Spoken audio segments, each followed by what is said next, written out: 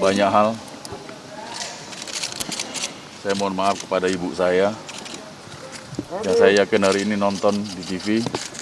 Saya mohon dalam usianya yang sudah sepuh ini beliau tetap kuat. Saya masih kuat dan saya akan bertanggung jawab terhadap apa yang menjadi yang terjadi.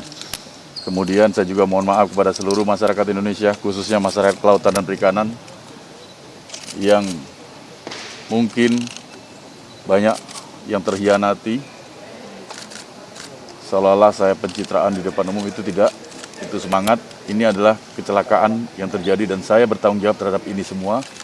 Saya tidak lari dan saya akan beberkan apa yang menjadi yang saya lakukan. Dan ini tanggung jawab penuh saya kepada dunia dan akhirat.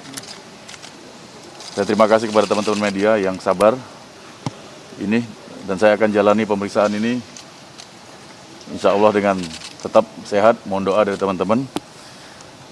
Ini saja. Saya juga mohon maaf kepada seluruh keluarga besar partai saya.